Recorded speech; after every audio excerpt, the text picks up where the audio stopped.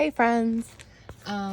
Today we are going to be making a Ceriops Tagal dye vat. I haven't done this before, but I have had this dye. I got it from Botanical Colors.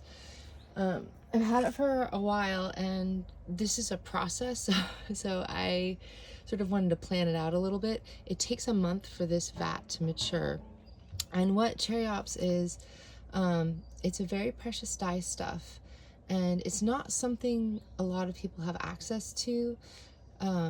It is from it's Indian mangrove, and it's a tannin-rich bark, and it's used in Southeast Asia and the Philippines and Indonesia and parts of Australia.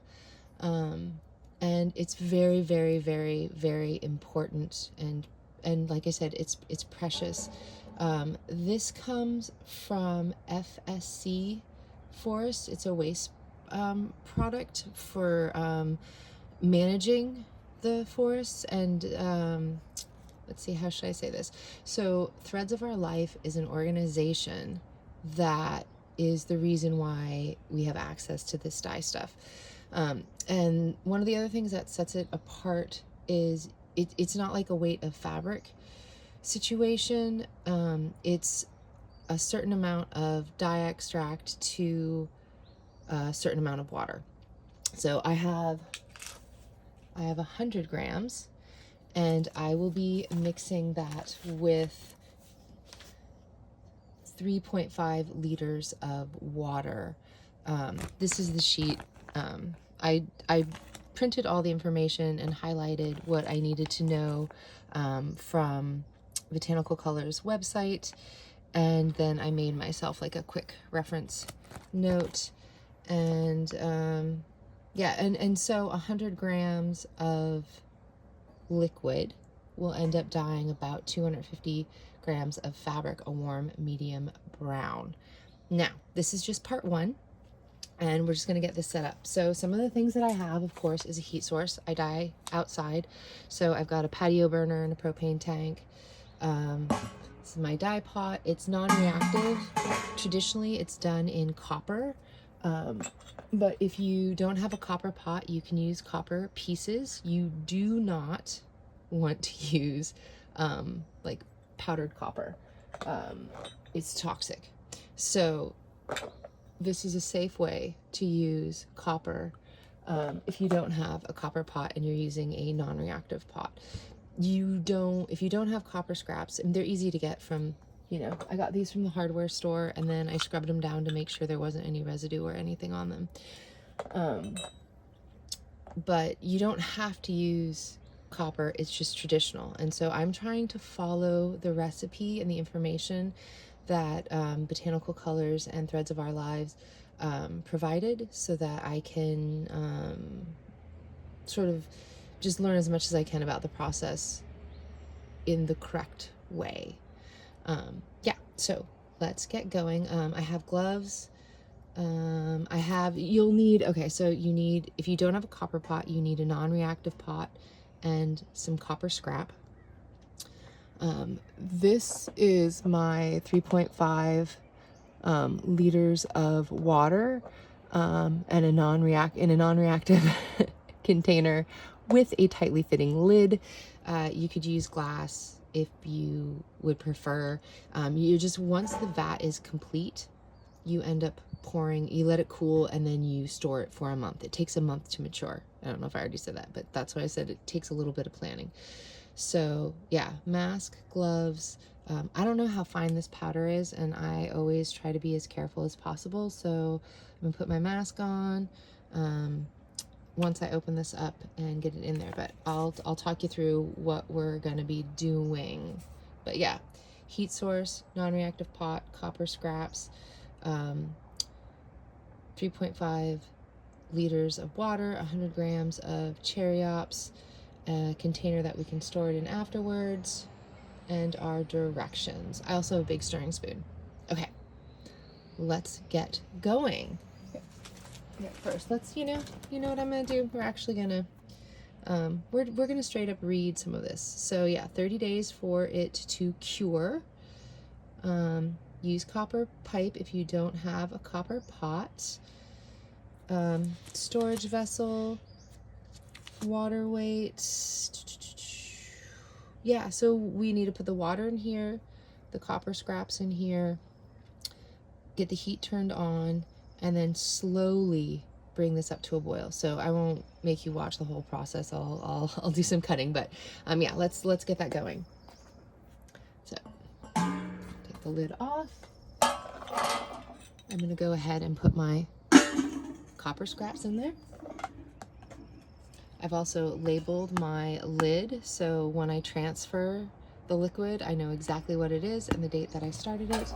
I also have a notebook to make any notes as I'm watching and observing this that could, you know, help me when I make another vat. All right, we're gonna pour.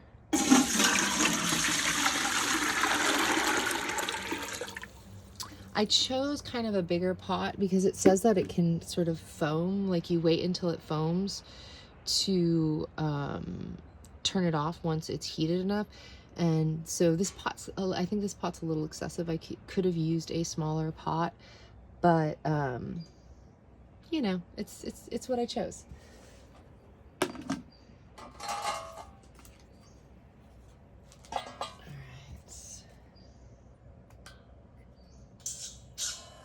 Whoops, no. Okay.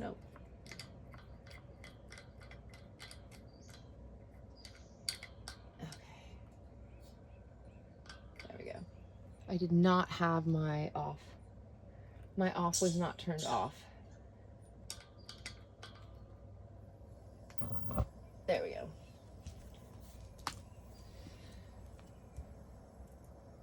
Let me get my propane adjusted. I don't want I'm not gonna heat it up too fast too soon, not only because my camera is right on top of it, so I try to keep this a little bit short. But it says to heat it slowly, so I'm gonna put gloves on, and I'm gonna put my mask on, and I'm gonna open this up.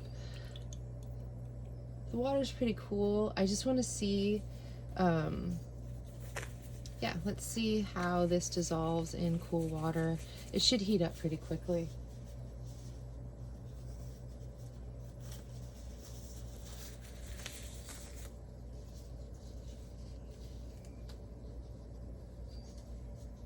Okay, let's open this up.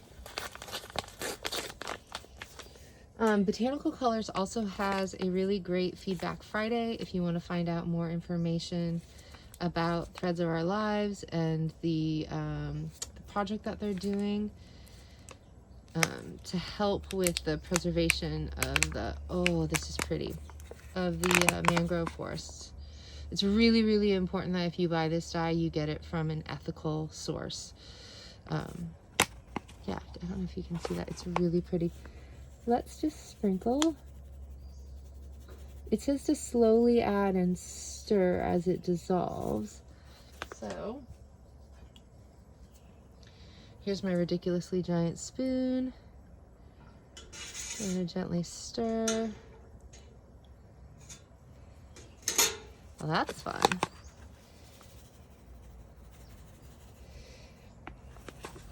So the other, oh wait, it's gonna be loud. One of the other interesting things about this dye is once it's matured, you dip your cotton. So it's traditionally, this is for cotton, pretty much for cotton, but I think cellulose fibers in general are probably good. But traditionally it would have been used for cotton. And I also bought Simplicose because that is what they would use to pre-treat the fabric before they actually dip it into the matured vat.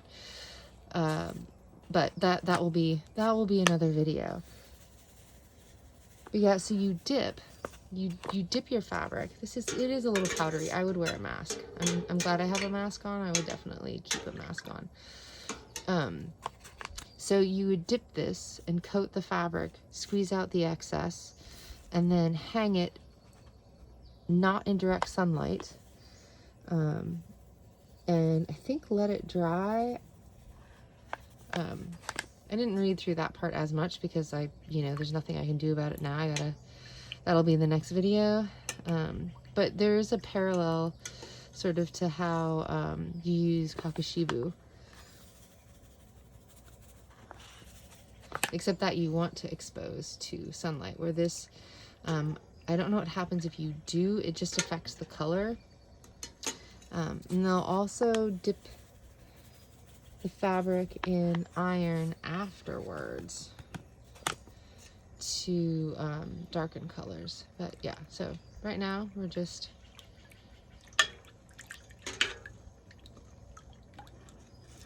oh, I can feel it stuck on the bottom. Okay, I'm gonna stop adding. Okay.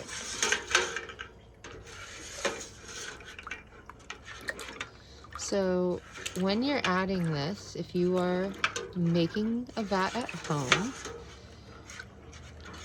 definitely stir the bottom, because I can feel the sediment get stuck. Normally, I would dissolve this in a jar first, because that's usually what I do with extracts, but I wanted to follow the directions first.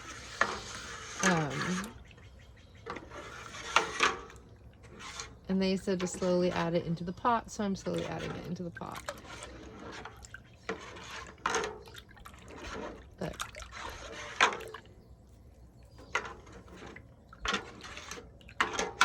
yeah, so as you're adding, definitely stir and make sure to sort of scrape the bottom.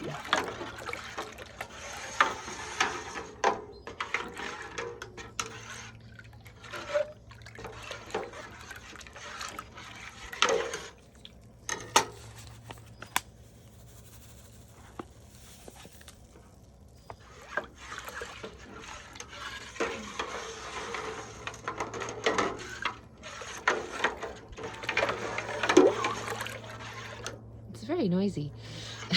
Let's get a little more in there.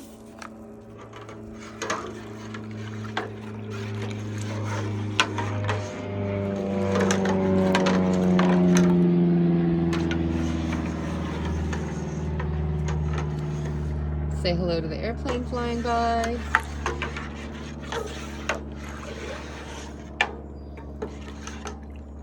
Okay, yeah, so you can see that's what I'm scraping up off the bottom. And it does say that sediment will settle on the bottom, but it will all eventually dissolve. That's why I think you are wanting to add it. And in the directions, it clearly says add slowly. So I don't entirely know what slowly means. This is what slowly means to me. So I'm just going to keep sprinkling and stirring and scraping the bottom until I don't feel sediment stuck to the bottom.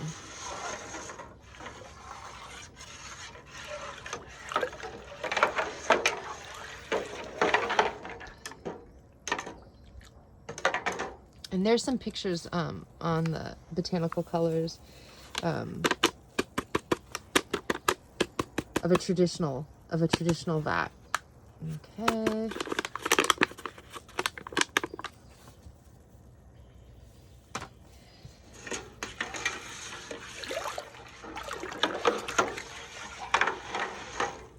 I'm gonna take off my gloves. I mostly wore those just in case I got anything on my hands, but I don't think I'm gonna get anything on my hands. So. And now that the powder is gone, I'll take my mask off. I guess I do have that there. I'm gonna put one of the gloves back on and see if I can't get that off. Sorry, that was me blowing up the glove. Okay.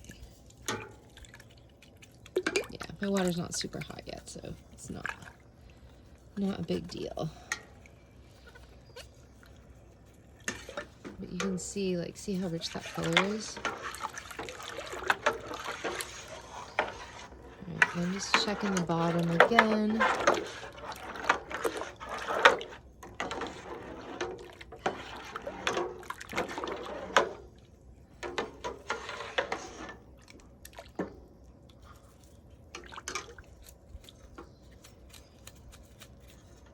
Okay.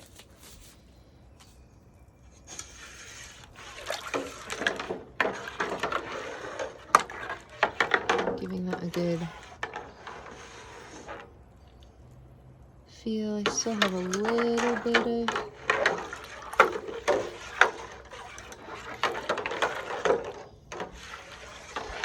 okay, so I don't know how long it's going to take to bring this up to temperature and to get it going. But let's see. I just want to read. Let's see. Add slowly, stirring as you go until it's fully dissolved. There'll be undissolved sediment that accumulates at the bottom, so keep heating and stirring until that's all dissolved. You can see my sheet. And when the water is boiling and a foam develops, which you can see where there's some foam, but this is far away from boiling. So once this boils and a foam develops and it threatens to overflow the pan, I think they do these in like shallower pans, but once I can tell this is sort of raising up like the foam, then I will turn it off and let it cool and return it to the storage vat. And I will definitely include that, but I'm gonna pay attention to the vat. I'm gonna say goodbye to you, and I will see you soon. Okay, and we're back. So it's just starting to simmer, and so I thought this would be kind of a good time to turn the camera back on. And it's not up to a rolling boil yet. As you can see, I have been stirring it pretty regularly, and you can see, so there's still some undissolved sediment. I just don't know if that's kind of what always happens, or if it just really takes like for it to boil to really fully dissolve. But you can see how thick and gorgeous that color is. All right, definitely boiling, or really, really close to it. One thing I forgot to grab was my thermometer, so I'm pretty sure that's boiling though, or it's pretty close to boiling. All right, starting to foam. That to me does not look like it's threatening to boil over yet, so I'm gonna keep boiling it until there's more foam that accumulates.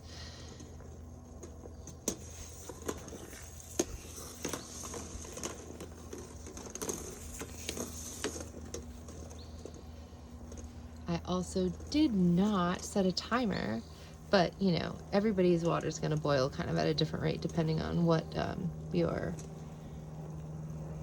you have your heat set at. And they did say it's important to do it slowly, and I'm pretty sure that's because it's going to take a while for the extract to dissolve.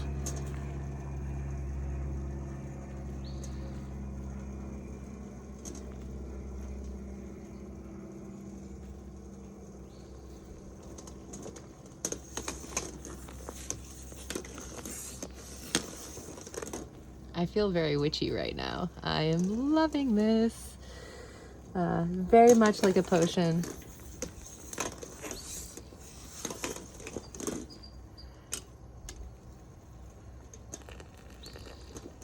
Oh yeah, I think there's already less sediment, because there was still, when I would do that, I would still find sort of not like chunks, but there was still definitely undissolved. Now it looks like it's mostly dissolved. It looks like there's still like maybe a very small amount that's undissolved. I'm gonna turn the heat up just a little bit.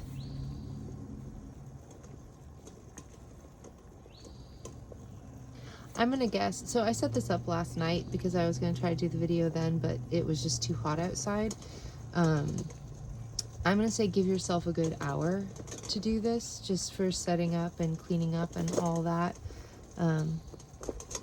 And then, of course, I'm not sure how long it's going to take for it to cool off. And it's going to be really hot here today, so it's not going to cool off super fast. Let's see. I think I'm going to call that good. I'm going to check again to see if I can see any undissolved particles. Yeah, see, there's still some undissolved bits, so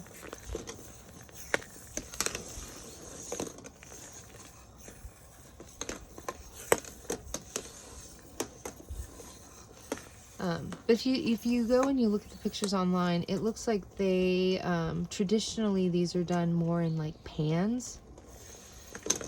So I think the likelihood of something boiling over in a shallower pan is much greater. I'm gonna check, oh, my lovely little copper chunk. Let's just see. There's like a lot of sediment. See, there's still sediment. I just don't know if that's gonna fully dissolve or not. I'm gonna let this go for like another 5 minutes. Not gonna make you watch me stir a pot or listen to cars driving by.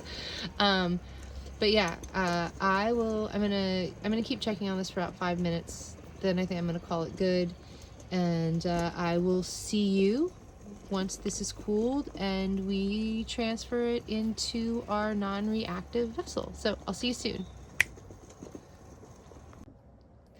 Hey friends, okay, so let's look at our vat.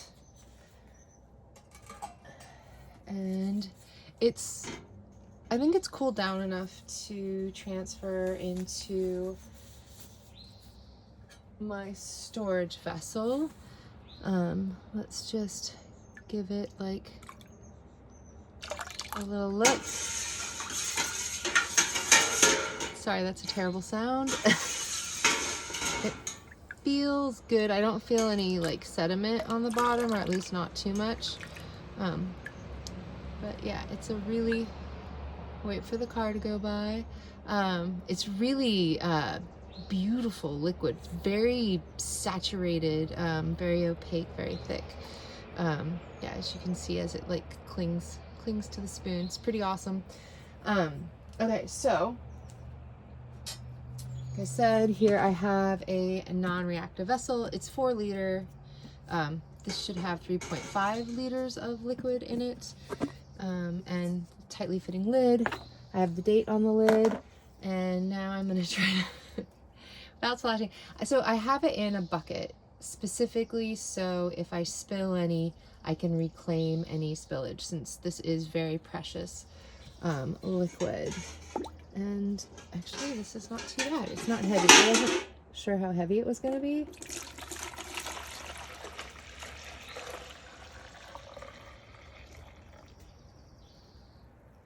I'm just going to set that down for a moment, and I'm going to pull the copper pieces out. It didn't say to leave them in, so I am going to remove them.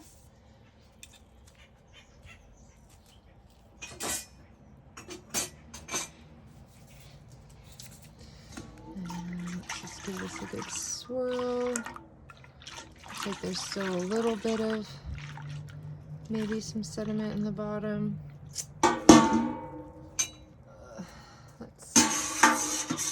Sorry, it's such a bad sound. Really, I'm gonna apologize for that. Okay, I think that's maybe as good as it's gonna get. I may put a little more liquid in it afterwards. Can you hear the acorn woodpecker sassing us? All right. So yeah, there's like a little bit of sediment still, so what I might do is put a small amount of water and finish rinsing that out so I can get every last little bit. I think if I add a little bit more water, it's not going to be a big deal because, oh yeah, because I started out with 3.5 liters of water and I'm down to 3 liters of water. So I can add up to another 500 milliliters of water, I think is basically what I can do. So I'll probably do that, swish this out and make sure it's all clean and then pour that liquid in here. But we're done now. Now we get to wait a month. So I will see you all in a month. Yeah, I'm gonna put the lid on this and I'm actually just gonna keep it outside underneath my work table in my dye studio and just see what happens. I couldn't decide if I was gonna put it in the basement, but realistically where this dye is made, it's a warm climate, so our basement's pretty cool, and so I think it would, even though our temperatures fluctuate here because I'm in Northern California, I think leaving it out, I'm going to leave it outside. I'm just going to see what happens and I'm going to leave it outside, but sealed. It's going to be in the plastic container with the lid on it, tucked under the table, and I'll maybe check on it periodically and I'll keep notes. I will be writing a blog post on this for reference purposes, and I will also be sharing a lot more documentation on it in my Patreon. But for right now, this is what we have, and I'm excited. And I will put links in the description box below to Botanical Colors and to Threads of Life. And if I come across any other interesting articles about Ceriops Tagal, I will. But for right now, yeah, so when I link to Botanical Colors, I'll also link to the how-to page. And so like if you want to buy it or if you just want to read about it, it'll be there. I'm not affiliated. I just want to be really clear. I'm not affiliated. I'm just a fangirl. And it's a great place to buy dyes because they only carry things that are, you know, sustainable and ethically sourced. So that is really important. Okay, everybody. Thanks for watching and I will see you in a month. Okay, bye.